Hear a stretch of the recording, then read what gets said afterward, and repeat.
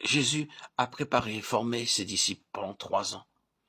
Et quand le Saint-Esprit descendit sur eux le jour de la Pentecôte, ce ne fut pas quelque chose de magique ni d'arbitraire. Ils y étaient préparés. Jean-Baptiste leur avait dit que cela arriverait, Luc 3, 15, 16. Jean-Baptiste ne prêchait pas seulement que l'agneau de Dieu devait verser son sang pour le salut du monde, mais aussi, et il nous est dit, que cela lui fut spécialement révélé par Dieu, que celui sur qui il verrait le Saint-Esprit descendre était celui qui baptise du Saint-Esprit. Et maintenant, en quoi consistait la formation de ses disciples? En quoi consistait leur préparation pour le baptême du Saint-Esprit? Je vous demanderai d'abord de vous rappeler que c'était des hommes qui avaient tout abandonné pour suivre Jésus. Vous savez que le Seigneur Jésus alla vers l'un d'eux et lui dit « Laisse ton filet ». Qu'il dit à un autre « Laisse le bureau du péage, viens et suis-moi ».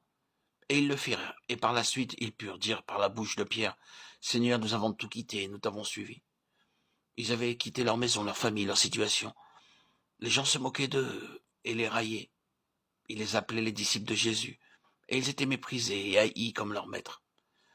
Ils s'identifiaient avec lui, ils se livraient entièrement à lui. C'est là le premier pas dans le chemin qui conduit au baptême du Saint-Esprit. Nous devons renoncer à tout pour suivre Christ. Je ne parle pas de renoncer au péché, ceci, vous avez eu à le faire lors de votre conversion, mais il y a quelque chose qui a une plus large signification. Beaucoup de chrétiens reçoivent Jésus comme celui qui peut les sauver et les aider, mais en même temps ils refusent virtuellement de l'accepter pour maître. Ils pensent qu'ils ont le droit d'avoir leur volonté propre au sujet de 1000 choses. Ils parlent beaucoup de ce qu'ils aiment. Ils font ce qui leur plaît, ils emploient à leur guise leur argent et leurs biens. Ils sont leurs propres maîtres, et ils n'ont jamais pensé à dire à Jésus « Je t'abandonne tout ». Et pourtant, c'est là ce que Christ demande. Christ dispose de richesses tellement infinies et d'une telle gloire.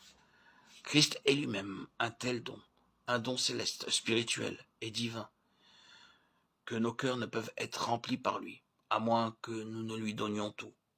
C'est pourquoi Jésus vient et dit « Renonce à tout et suis-moi ».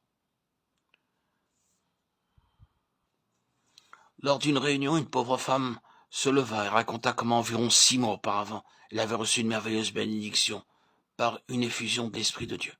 Elle avait assisté à une réunion de consécration dans un quartier très pauvre, et l'évangéliste qui était chargé de donner le message avait demandé quels étaient ceux qui étaient prêts à se donner entièrement à Christ.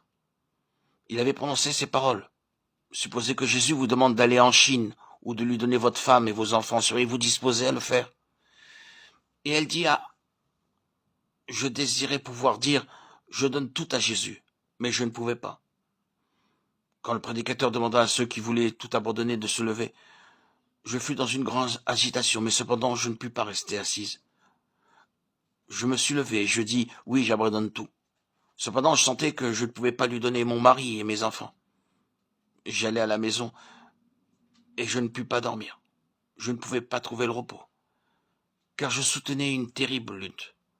Devrais-je tout donner? Pourtant, je désirais le faire pour l'amour de Jésus. Il était plus de minuit et je dis oui Seigneur, je te donne tout. Et la joie et la puissance du Saint-Esprit inondèrent mon cœur. Elle déclara, et son pasteur confirma son témoignage, qu'elle marchait dans la joie du Seigneur. Chers amis, vous n'avez peut-être pas dit cela, parce que vous n'avez jamais pensé que c'était nécessaire. Mais dites-le aujourd'hui. Êtes-vous disposé à dire, ô Christ, remplis-moi du Saint-Esprit, je te donne tout, accepte mon offrande. Chacun doit s'examiner lui-même. Quelques-uns n'ont jamais pensé qu'il était nécessaire de le faire.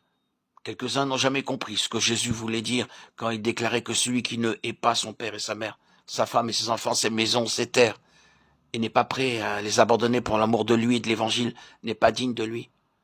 N'est-ce pas la raison pour laquelle le Saint-Esprit ne remplit pas tout votre être? Vous n'avez jamais tout abandonné pour suivre Christ.